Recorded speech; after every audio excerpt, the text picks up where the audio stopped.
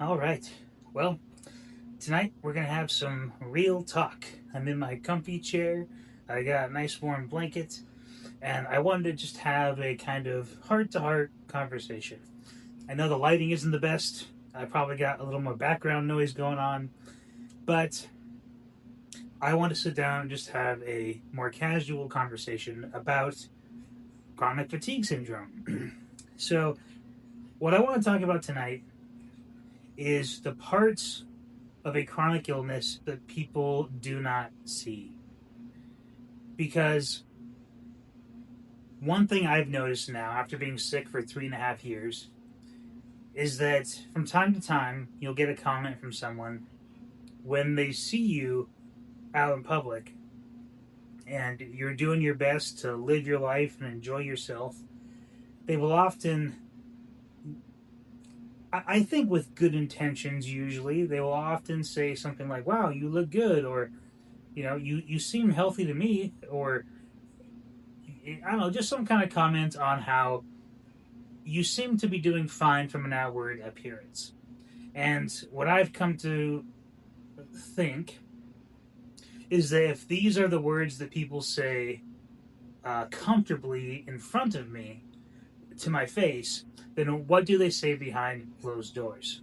And I typically tend to think that behind closed doors, people probably question just how sick I am.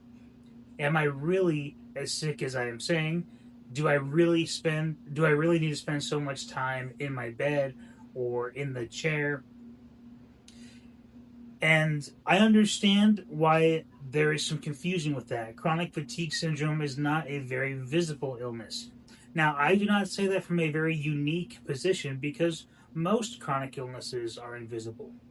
The reality is that the average person who is sick, chronically ill, it is estimated there are around 60% of Americans who are chronically ill, so over half the population has some kind of chronic illness. And you don't see that. You just see them doing the best they can to live their lives. Now, obviously, there is a spectrum on how severe each of these illnesses are. For some people, a chronic illness might be something as simple as high blood pressure. I'm not exactly sure how, you know, the the World Health Organization or the CDC. I'm not sure how exactly they classify a chronic illness, um, but the reality is just that it varies from person to person, and because of that, I think people have a hard time understanding how each person handles chronic illness and how severe their condition is. So, in my case, I think from an outward perspective, generally speaking, people look at me and they see that I can still talk, I can hold a conversation. Sometimes I can do some cooking or some cleaning. On certain days, I can go for a walk, and then sometimes I push myself to go outside to a birthday party or a family get together. Sometimes I go to doctor's appointments. Like, I'm still able to do some basic stuff. But what people don't see is the aftermath of all that stuff. So someone might see me doing dishes in the kitchen, but what they won't see is an hour later I have to lay down because my body's tired. I might go for a 5 or 10 minute walk and then have to lay down, or sometimes even the next day I'll pay for it and have a bunch of symptoms come on because of what I did. And so a classic example is like if I go do something like a family get together or even a family come over and see us, which has mostly been the case just because I have a really hard time in cars right now because of my condition. And people will come over and they'll see me laughing and talking, and I'm doing my best to have a good time and to live my life the best I can because I don't want to be defined by my illness. I want to still live my life the best I can.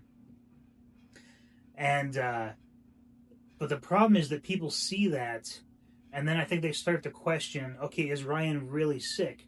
Because they hear stories from my wife, from my parents, and close friends, about all these bad symptoms that Ryan has and how he spends a lot of time in bed and he can't do much. And so that then they come over and they'll see me interacting, and I think they're trying to understand. And I don't think that most people are doing it from a malicious intent.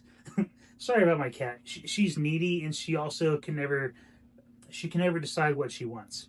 So I'm sorry. Um, but with chronic fatigue syndrome and many chronic illnesses, there is an aspect of the illness that is known as post exertional malaise. And what that basically means is after you do a bunch of activity, you often feel very tired and your symptoms become more severe. And specifically in the case of chronic fatigue syndrome, your goal is to try and avoid crashing. You're trying to avoid that post exertional malaise. Not just because the symptoms are unpleasant, but also because for the people who have recovered or improved their condition of chronic fatigue syndrome, it almost always involves some kind of pacing and monitoring your symptoms and gradually telling your or retraining your brain and your nervous system that your body is safe. And so you're trying at all costs to avoid these crashes. So that's where things get difficult because you're trying to live life still. But if I go do something like a birthday party or I go out to dinner with my wife, which only happens probably like 2 or 3 times a year right now, if I manage to do those things, I typically pay for it afterwards. The next day, I might spend half the day in bed, or I might have what we call an episode, or like a shaking episode where my body keeps shaking, I get nauseous, and I feel kind of out of it and detached, sweaty, stomach problems, etc. Those are the pieces people don't see. They don't see the aftermath of all of my actions. They don't see the fact that my wife and I have not truly celebrated an anniversary in the last couple of years. They don't see the fact that most days I'm unable to take my kids outside to go to the park or to play. They don't see that when I do take my kids outside, it's probably to ride bikes out in our little cul-de-sac, and I'm sitting on a chair because if I walk for too long, I'll get symptoms. They don't see that if I stand in the kitchen for too long working on food, it can wear me out and give me symptoms. And actually, I want to say too, I'm trying to stop calling them symptoms. I'm trying to call them sensations. It's something that we're working on in my chronic fatigue class. Is that you're teaching your brain that what you're feeling in your body are just signals from your brain. They're not basically trying to reassure your brain that you are safe.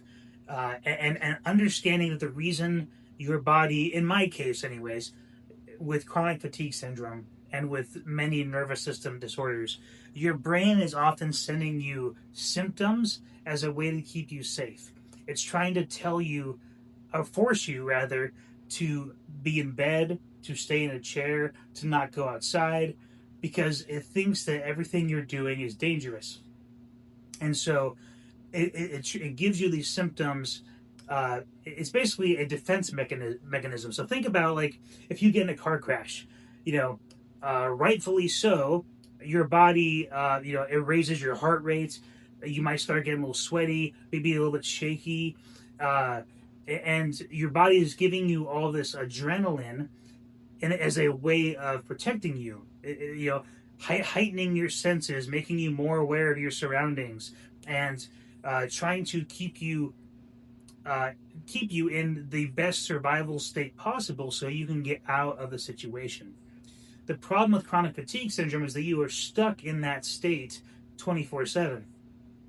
And so what happens when you're stuck there 24/7 is that your body starts running out of energy very quickly, number one. And number two, your body is also often trying to make you tired as a means of protection. What people don't see is that underlying tension for someone with chronic fatigue. and how you are constantly in this fight between, am I doing too much? Am I not doing enough? Am I safe? Is this going to give me symptoms? And what I'm learning for myself is I have to try and slowly let those thoughts go. I have to stop worrying about what is going to happen if I go do something. If I go out to dinner, or I go for a walk, I'm learning to have what they call outcome independence, where I'm not worried about the outcome of what I'm doing. So I can go for a walk, and then if my body starts giving me sensations, that's okay. And if it doesn't, great. But you're trying to reach a place where you're not worrying about this stuff as much, and you are just living your life and enjoying life the best you can. But all this stuff is what goes on behind the scenes. Because you see, for the average family member or friend who sees me, again, they see me laughing, or, playing a board game, or talking with friends, or working on YouTube videos, and they tend to think that, well, he's doing all this stuff. Like, isn't he, like, he can't be that bad, right? But again, even on the YouTube side of things, what people don't see is that for me, I post all my videos 1 month ahead. Meaning, right now it is April, and this video I'm filming right now is not going to come out until the end of March. I do that because I tried doing weekly videos where I wrote a script, I filmed, and I edited and posted all in the same week. It was very hard for me to maintain. So by doing it a month ahead, basically I get to work on YouTube on my good days, and on my bad days I can just rest. And so it allows me a little bit more freedom and flexibility. But that's another piece that people don't see. Another thing is, why am I doing YouTube in the first place? Well, I'm partially doing YouTube just because I want something to do. Because the reality is, I've been cooped up in my house for 3.5 years. I rarely make it outside. I get outside a little bit more in the spring and summer, but I rarely make it outside. And I need something to do, because I don't want to just sit here and stare at my phone all day. Because obviously that's not going to help me. I want to live my life still. So that's part of it. Another part of it is, I now know how lonely it feels having a chronic illness.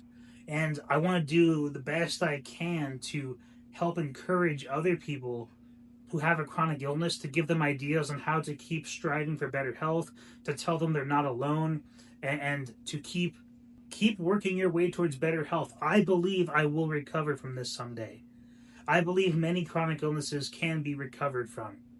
I think we just have to keep trying and keep giving our body the best circumstances we can to allow it to heal. And so those are some of the reasons I'm on YouTube. So I have this much energy, and I'm not trying to pat myself on the back, but I have this much energy, and I'm trying to use a little bit of it to encourage other people who are in the same situation or in a similar situation. Because I know how it feels when everyone around you doesn't understand. Even my closest family, who have seen the worst of it, they understand more than most, but I know that they don't understand fully what I feel on a daily basis. And it's hard to explain, it's hard to put into words, and I don't know what I'm supposed to tell people. I've often asked my wife, like, for the people who are close to us who don't believe me, I mean, should I have them over on my worst days? Should I push through more and more so they can see my symptoms? And obviously those are bad ideas. But there are times mentally where I feel like that, of just, these people don't believe me. I wish they could come over on a Friday or Saturday night after I've just watched the kids for the whole week while my wife was at work, doing my best to hold down the fort here so she can go make money. And then at the end of that, pretty much at the end of every week, though, every Friday, Saturday night, I'm pooped. And that's when I work on resting again so I can get back to it again on Monday. Before I had chronic fatigue syndrome, I was the primary income in our household, and I worked a lot of hours, and the plan was that my wife was going to be at home, working part-time maybe, and watching the kids. And our whole world has been switched and flipped upside down. And so I know that there's people too that are probably even looking at me, and they see my wife going to work and doing putting in the 40, 45 hours a week to make money and make ends meet, and I'm just sitting here at home. And I think for a lot of people that doesn't look right. you know uh, I get it. We live in the modern world where people are more open to women having a full-time income, but I think there's still something that is looked down upon for men if you're not working. And so, and that said, there have been times during this illness I've worked a little bit. I've worked for my aunt. I am hopefully trying to get YouTube at some point monetized. I've got 2 channels that I'm working on, and my other channel is called Faith Made Well, where I talk about my faith as a Christian, if you're interested in that. But there is sort of a pressure, and I'm sure at least some kind of judgment coming from others around me on not working and not providing. And recently I've been really trying to find some kind of part-time work I could do. The hard thing is, because of my energy levels, I'm looking for like 5 to 15 hours of work a week, and it has to be remote, because I can't drive a lot of days, and if I started driving every day, I would lose the job within a week probably, just because I wouldn't be able to show up. My symptoms would get too intense. And to give you an example, today I've been doing red light therapy.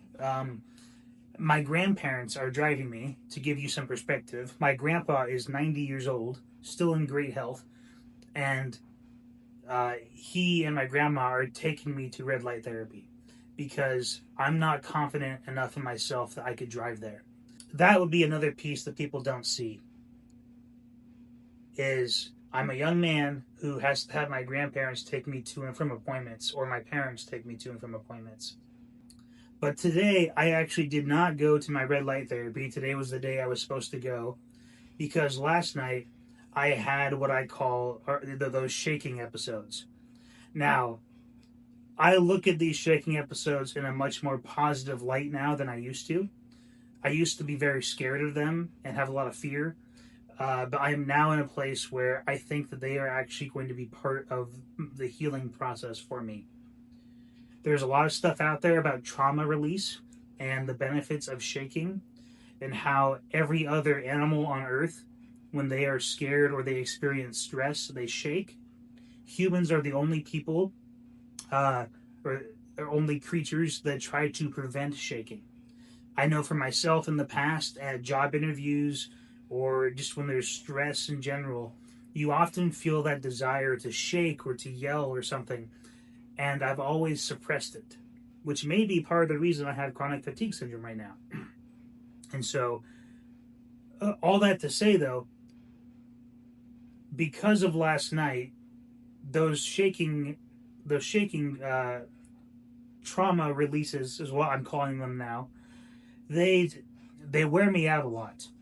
And I know for a fact that today I did not have enough energy to sit in the car and get driven to an appointment and then come back. Those are the pieces that people don't see. And that can be hard on me. It's hard on my wife. It's hard on my family. Because everyone else just sees Ryan. They see Ryan behind the camera. They see Ryan at birthdays. They see Ryan at, going out to dinner. Here's another thing. I'm a very active Christian. I don't think I've made it inside our church building in almost a year. Just to give you some perspective, I've been watching church online, but for years I made it to church almost every single Sunday. I've not gone in a year, and I'm not going, not because I don't want to, but because I know if I did, it would ruin the rest of my week. It's too much time in the car to get there. There's too much stimulation of talking to other people. The worship music is too loud, and it makes me nauseous now. And this is coming from someone who used to play on the worship team, who played guitar and drums for years and years. But that's now something I can't do. And so there's all these pieces to a chronic illness. There's all these pieces to chronic fatigue syndrome that people don't see. And this is just a mere snapshot. I could sit right here for another 4 hours and give you story after story after story of things that I have missed, things I've missed out on because of my illness. I'm not faking it. I'm not pretending to be sick. I'm not lazy. Honestly, if I could go run my way or work my way to better health, it would have been done 3.5 years ago.